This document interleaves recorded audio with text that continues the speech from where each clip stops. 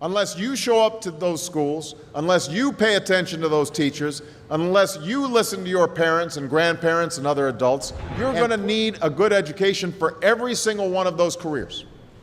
You cannot drop out of school and just drop into a good job. My father left my family when I was 2 years old, and I was raised by a single mom who had to work and who struggled at times to pay the bills and wasn't always able to give us the things that other kids had. School.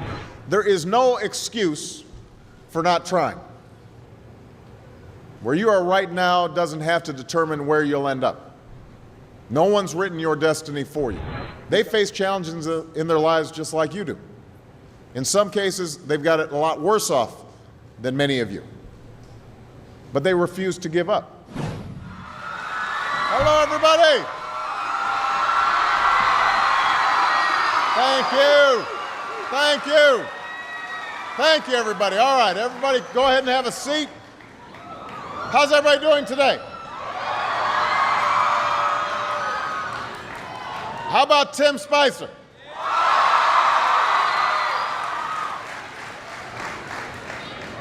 I am here with students at Wakefield High School in Arlington, Virginia, and we've got students tuning in from all across America, from kindergarten through 12th grade. And I am just so glad that all could join us today, and I want to thank Wakefield for being such an outstanding host. Give yourselves a big round of applause.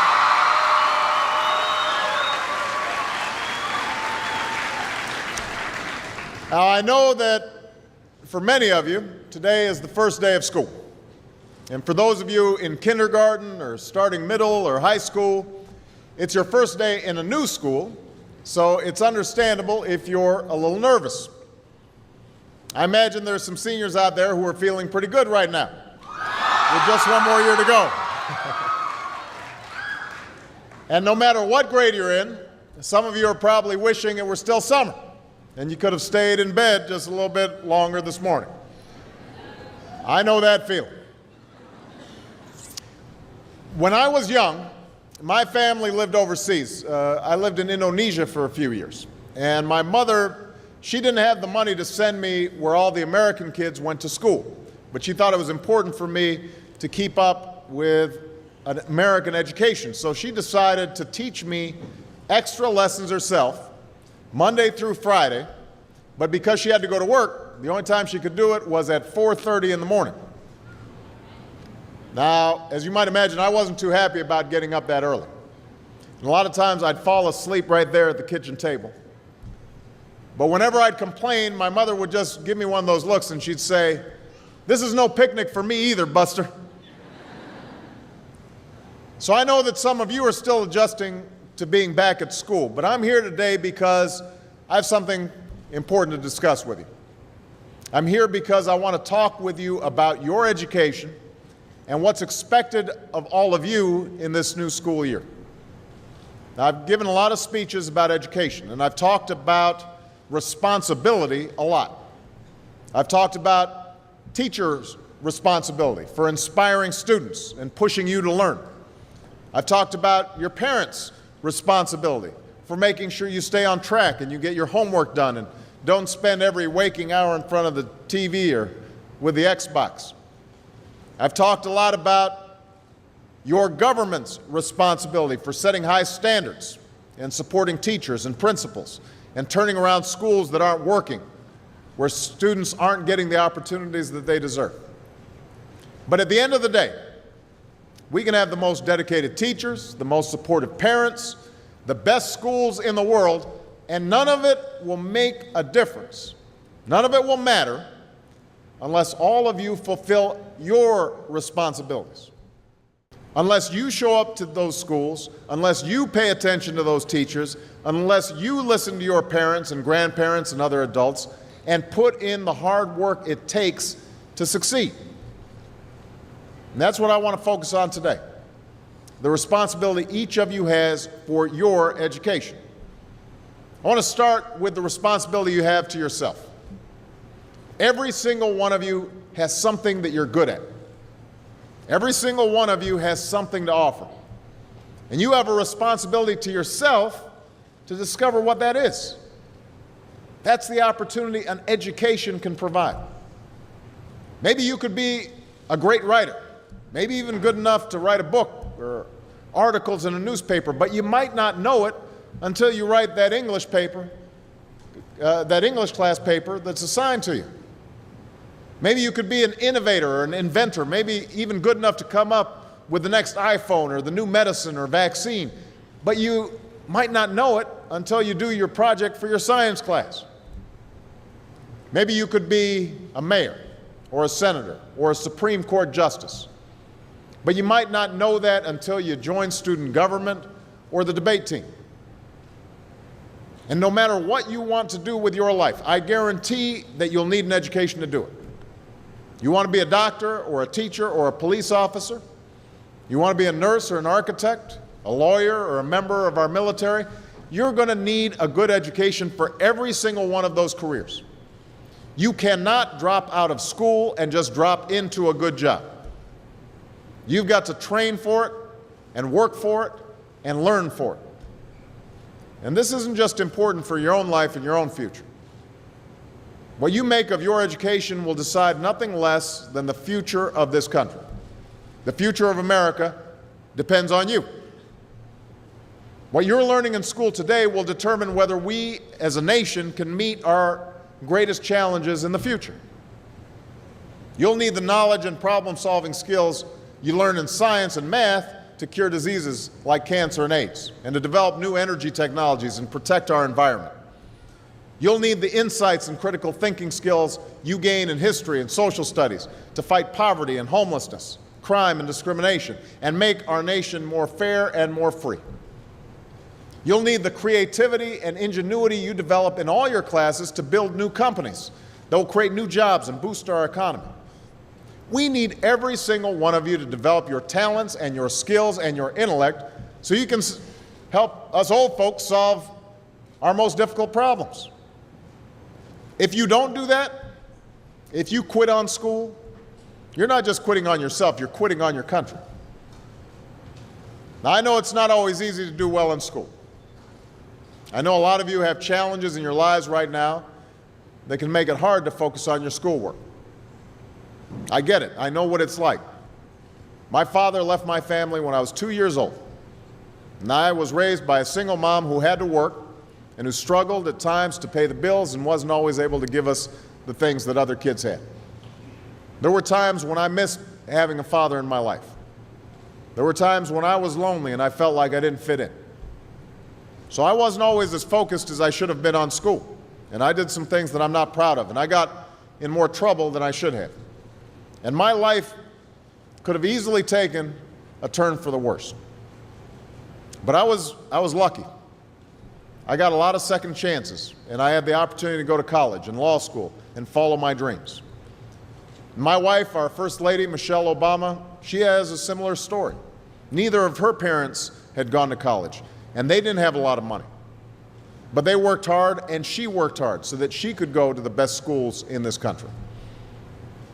So some of you might not have those advantages. Maybe you don't have adults in your life who give you the support that you need. Maybe someone in your family has lost their job and there's not enough money to go around. Maybe you live in a neighborhood where you don't feel safe or have friends who are pressuring you to do things you know aren't right. But at the end of the day, the circumstances of your life, what you look like, where you come from, how much money you have, what you've got going on at home, none of that is an excuse for neglecting your homework or having a bad attitude in school. That's no excuse for talking back to your teacher or cutting class or dropping out of school. There is no excuse for not trying. Where you are right now doesn't have to determine where you'll end up. No one's written your destiny for you, because here in America, you write your own destiny. You make your own future. That's what young people like you are doing every day all across America. Young people like Jasmine Perez from Roma, Texas. Jasmine didn't speak English when she first started school. Neither of her parents had gone to college. But she worked hard, earned good grades, and got a scholarship to Brown University, is now in graduate school studying public health, on her way to becoming Dr. Jasmine Perez. I'm thinking about Andoni Schultz from Los Altos, California, who's fought brain cancer since he was 3. He's had to endure all sorts of treatments and surgeries, one of which affected his memory, so it took him much longer, hundreds of extra hours to do his schoolwork. But he never fell behind. He's headed to college this fall. And then there's Chantel Steve from my hometown of Chicago, Illinois. Even when bouncing from foster home to foster home in the toughest neighborhoods in the city, she managed to get a job at a local health care center, start a program to keep young people out of gangs, and she's on track to graduate high school with honors and go on to college. And Jasmine, Andoni, and Chantel aren't any different from any of you. They face challenges in their lives just like you do. In some cases, they've got it a lot worse off than many of you. But they refuse to give up. They chose to take responsibility for their lives, for their education, and set goals for themselves. And I expect all of you to do the same. And that's why today I'm calling on each of you to set your own goals for your education and do everything you can to meet them. Your goal can be something as simple as doing all your homework, paying attention in class, or spending some time each day reading a book. Maybe you'll decide to get involved in an extracurricular activity or volunteer in your community. Maybe you'll decide to stand up for kids who are being teased or bullied because of who they are or how they look. Because you believe, like I do, that all young people deserve a safe environment to study and learn. Maybe you'll decide to take better care of yourself so you can be more ready to learn. And along those lines, by the way, I hope all of you are washing your hands a lot and that you stay home from school when you don't feel well so we can keep people from getting the flu this fall and winter. But whatever you resolve to do, I want you to commit to it. I want you to really work at it. I know that sometimes you get that sense from TV that you can be rich and successful without any hard work, that your ticket to success is through rapping or basketball or being a reality TV star. Chances are you're not going to be any of those things. The truth is, being successful is hard. You won't love every subject that you study. You won't click with every teacher that you have. Not every homework assignment will seem completely relevant to your life right at this minute. And you won't necessarily succeed at everything the first time you try. That's okay. Some of the most successful people in the world are the ones who've had the most failures. J.K. Rowling, who wrote Harry Potter, her first Harry Potter book was rejected 12 times before it was finally published. Michael Jordan was cut from his high school basketball team. He lost hundreds of games and missed thousands of shots during his career. But he once said, "I have failed over and over and over again in my life, and that's why I succeed." These people succeeded because they understood that you can't let your failures define you. You have to let your failures teach you. You have to let them show you what to do differently the next time. So if you get into trouble, that doesn't mean you're a troublemaker. It means you need to try harder to act right. If you get a bad grade, that doesn't mean you're stupid. It just means you need to spend more time studying. No one's born being good at all things. You become good at things through hard work.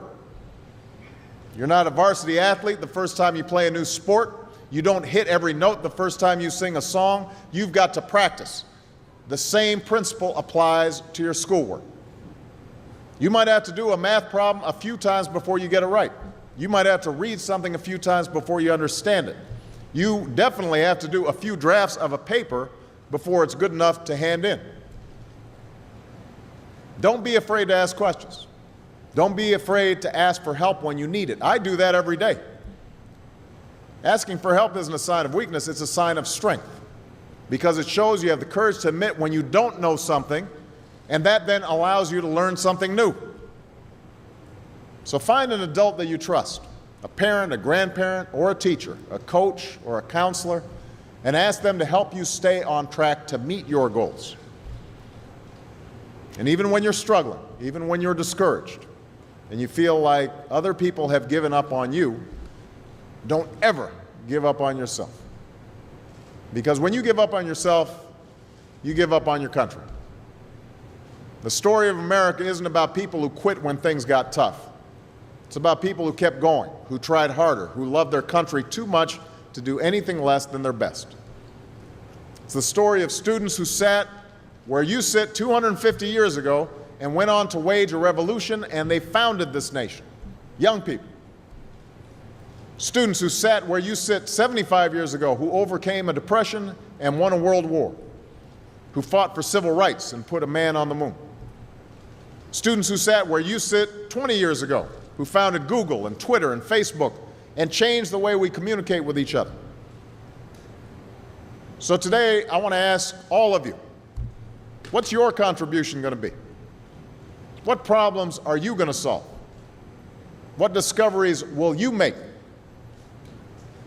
What will a president who comes here in 20 or 50 or 100 years say about what all of you did for this country? You know, your families, your teachers, and I are doing everything we can to make sure you have the education you need to answer these questions. I'm working hard to fix up your classrooms and get you the books and the equipment and the computers you need to learn. But you've got to do your part too. So I expect all of you to get serious this year. I expect you to put your best effort into everything you do. I expect great things from each of you. So don't let us down. Don't let your family down or your country down. Most of all, don't let yourself down. Make us all proud. Thank you very much, everybody. God bless you. God bless America. Thank you.